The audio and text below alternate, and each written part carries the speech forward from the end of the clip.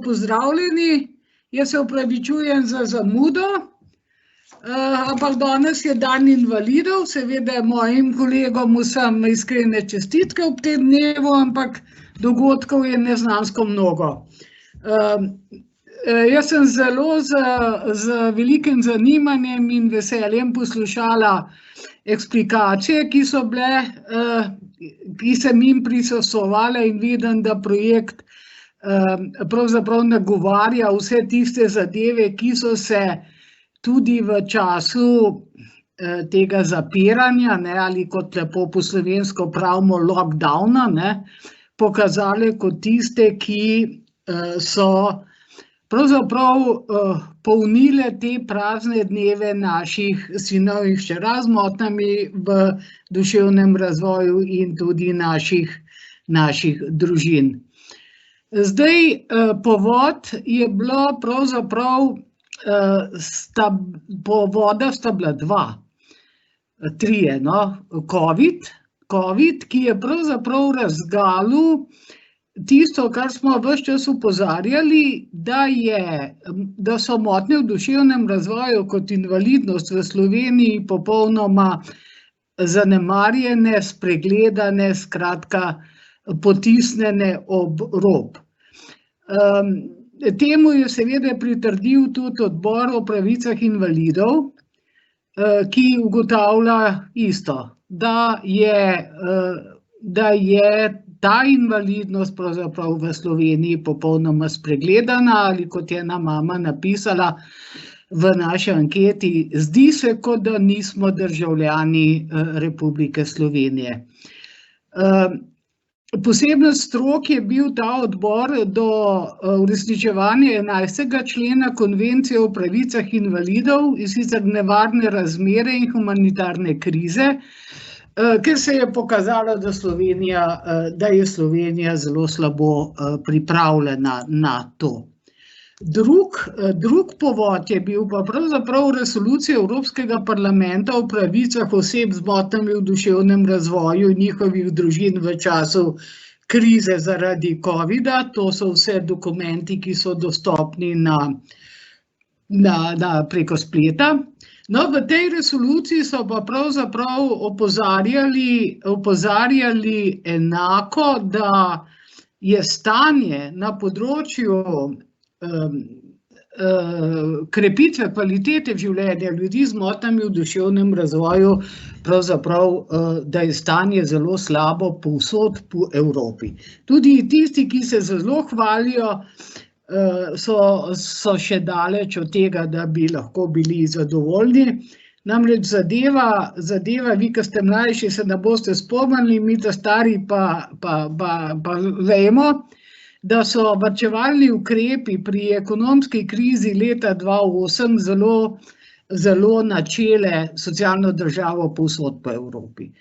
No, in seveda COVID je to razgalil v vseh svojih dimenzijah.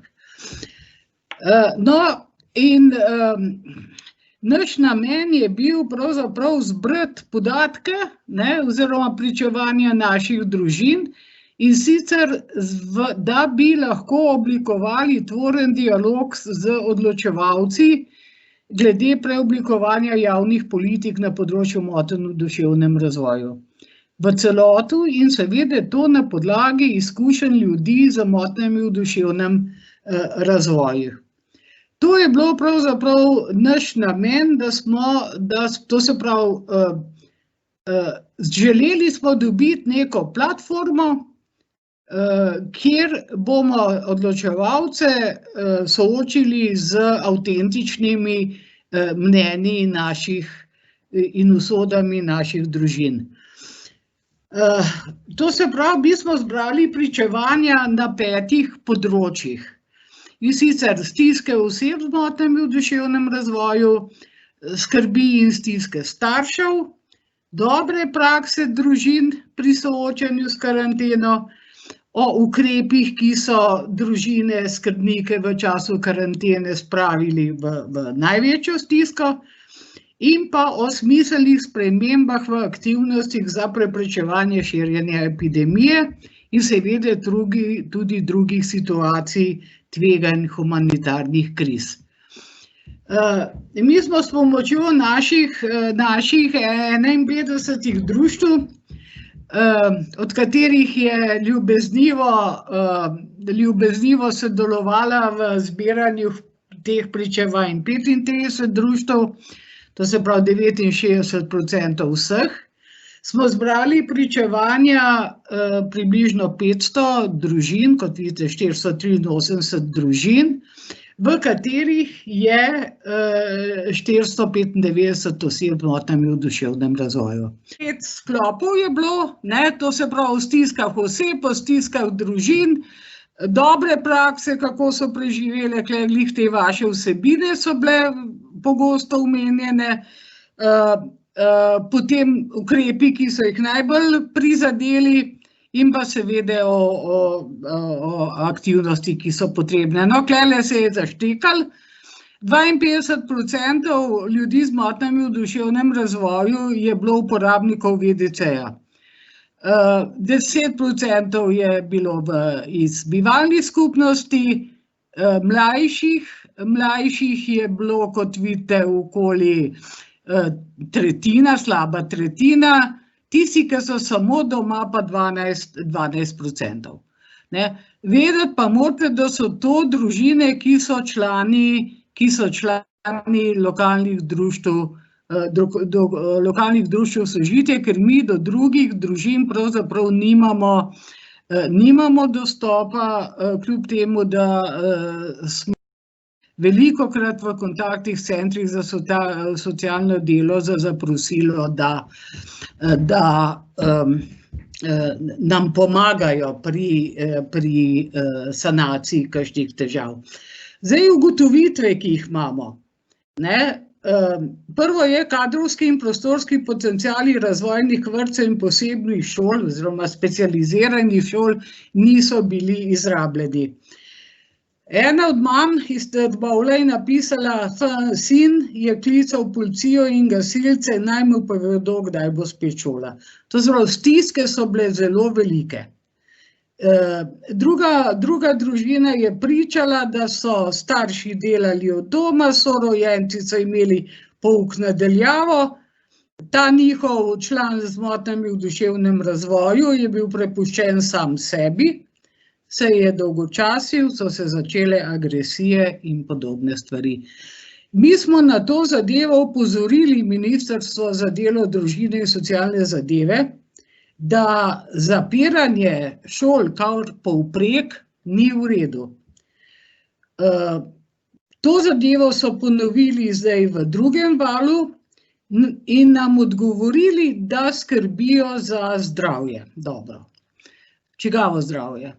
Ker problem je v tem, da ravno posebni programi imajo vkomponirano v šolo tudi številne terapije in starši teh otrok so opozarjali, da s tem, ko je šola zaprta, te terapije niso dostopne in seveda škoda je lahko tudi nepopravljiva. Vendar Ministrstvo za izobraževanje se ne da premakniti in mislim, da tudi ni kos tem problemom, ki se javljajo pri naših otrocih. Zdaj, o VDC-ju krožijo po Sloveniji različna mnenja, da so to zaščitne delavnice, da tam ljudi izkoriščajo in tako naprej. Zdaj, pokazalo se je, da so VDC-ji bistveno več kot samo delavnice. Kajti odsotnost možnosti, da uporabniki pridejo v VDC, so imele velike, težke posledice za njihovo počutje. Praktično so vsi, tukaj so navedena pričevanja, vse družine so poročale, da je nedostopnost VDC-ja bil podoben enako težek problem kot odsotnost šole. Pojavilo so se seveda vsi težave, psihične težave, agresija in tole je najbolj tole je pravzaprav za nas boleče, da so sinovi in hčere menili, da jih starši ne pustijo v VDC. Da v VDC drugi hodijo, samo oni ne. Tako da VDC je, mislim, ta izkušnja je pokazala, da je to, kot je Boštjan lepo povedal, pa pokazal. To ni šiht. To so smiselne aktivnosti, organizirane na visoki strokovni ravni in seveda z izjemno predanimi ljudmi. In to je zdaj, ko se bo delal nacionalni program socialnega varstva, potrebno ohraniti in razvijati to, kar je Boštjan lepo rekel, te kreativne dejavnosti, razno umetniško izražanje, potem vrtnarjenje, ki je tudi stvar umetnosti. Jaz sem namreč agronom, pa vem, o čem govorim. Tako da VDC so in zdaj moram reči, da je Ministrstvo za delo, družine in socialne zadeve tukaj zadeve popravilo in ni bilo kar generalnega zapiranja, tako kot je šola, in tudi mislim, da so bili VDC-ji, to bodo zaposleni VDC-jih povedali, da so dobili nekoliko več podpore. Zdaj seveda, poseben problem so bile družine, ki so imele svoje otroke, sinove, hčere v institucijah. In niso mogli do njih. In tole je pričevanja družine iz Ribnice, ki je pravzaprav povedala, kakšne stiske so doživljali ljudje, starši, ki niso mogli do otrok, tisti, ki so bili v institucijah, ker so bile zaprte, in seveda, kakšne stiske so doživljali ti otroci, ki niso imeli stika z starši.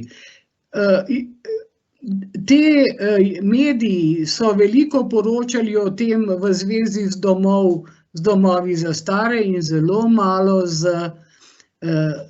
so poročali o teh hudih problemih, ki so jih doživljale naše družine. Drug vidik tega problema je bil pa, da so tisti, ki so prevzeli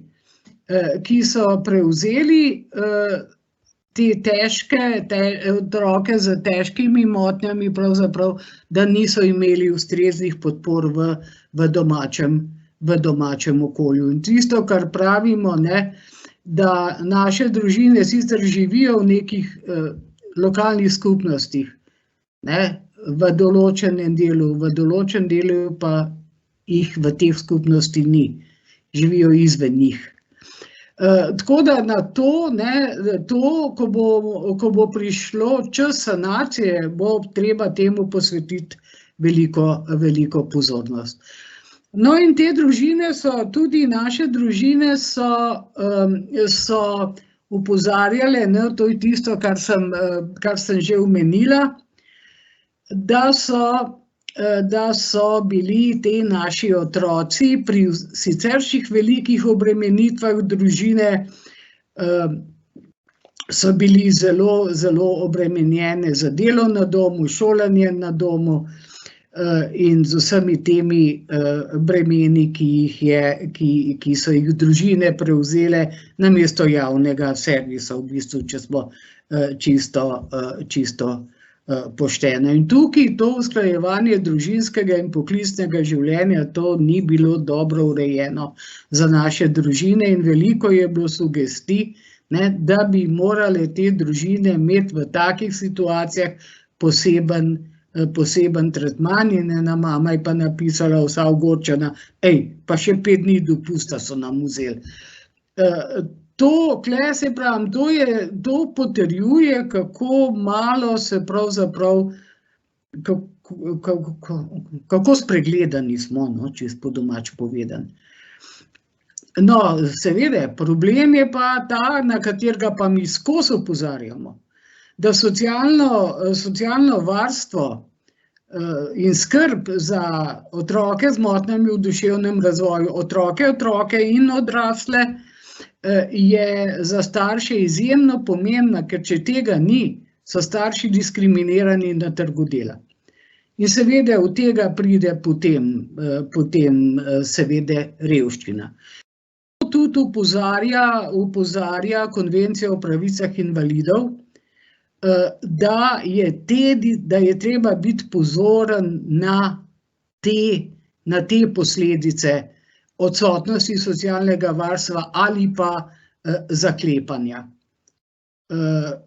To je problem, o katerem se pri nas praktično ne govori.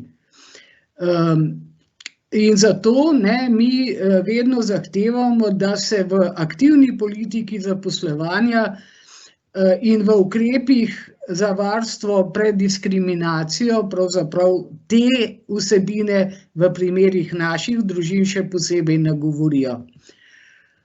Dostopnost do informacij. Tule moram reči, da je zelo veliko družin poročala, da so jih te razne vladne tiskovne konference spravljale v še večjo stisko. Da so bile preveč vojaške, druga polovica je pa rekla, no, sej smo jih gledali, ampak na koncu jih pa nismo več gledali. Matjaž je pa povedal, kako je to potekalo, ker je naše sožitje Radovljica, Bled, Bok in Gorje, od tam je Matjaž, je seveda poročala, da je večina naših sinov in hčera gledalo televizijo skupaj z starši. Zdaj, eno od problemov, s katerimi ki so jih najbolj pravzaprav prizadele, so enake kot vse druge, namreč težave pri dostopu do osnovnega zdravstva, do družinskega zdravnika. To so se potožili tako kot vsi drugi. Tisti pa, ki so potrebovali zdravniško pomoč v času pandemije, so jo pa dobili. Tako da ni bilo nikakršne diskriminacije do naših sinov in hčera v zdravstvu v tem času, če si prišel do njega. To je pa seveda veljalo za vse. Zdaj, mi smo tukaj te predloge izoblikovali, to se pravi, da se začne obravnavati, to je prav citat iz izjave ene družine, da je treba te naše družine z družinskimi člani z motnjami v duševnem razvoju dostojno obravnavati. Dostojno. To niso reveži, to so državljani Republike Slovenije z enakimi pravicami in z enakimi dolžnostmi kot vse druge in morajo biti povsod obravnavani v skladu s svojimi individualnimi potrebami. Potem družinam, ki prevzemajo celotno skrb za osebo z motnjami v duševnem razvoju, mora biti na razpolago ustrezna dodatna psihosocialna in ekonomska pomoč. Denar naj sledi uporabniku. Razvojni vrtci in posebne šole morajo biti odprte in je treba seveda zagotoviti dodatne kadrovske, prostorske, karkoli razmere in se seveda enako velja za VDC. Te storitve morajo biti, ti spravijo 24/7, zaradi duševnega zdravja teh ciljnih skupin, njihovih družin in pa zaradi konkurenčnosti staršev na trgu dela. Mi je prav žal. To je zelo pomembno. Pa seveda zahtevali bomo tisti 5 dni dopusta nazaj. Potem predlog je bil, da bi, to so predlogi naših družin, da bi starše, ki imajo potomca z motnjami v duševnem razvoju, uvrstili v skupnost zaščitenih delavcev. To je tisto, kar je aktivna politika zaposlovanja. Potem navodila protokole za take slučaje humanitarnih kriz, nalezljivih bolezni, ker nas je tukaj smo našli, so nas popolno nepripravljene. Potem zdravstvena obravnava, alternativne rešitve, ki imajo težave pri nošenju maske, to so bili problemi. Mi nismo uspeli, mislim, po dolgih tednih pregovarjanja smo dobili navodilo, da naj o tem odloča osebni zdravnik. To pravi, ti do osebnega zdravnika itak ne moreš, a on ne odloča, kako je z temi. Zdaj, glejte, to so naša društva, jaz sem se takrat, mi smo imeli posvet, sem se jih zahvalila in to so stvari, ki smo jih pravzaprav dobili iz teh pričevanj. Če pa poskušam to umestiti v vaš projekt, je pa izjemno pomembno, da se te vsebine, ki jih razvijate, vključijo v sanacijo škod, ki so nastale z temi zapiranji. Tako za družine, kot za same ljudi z motnjami v duševnem razvoju.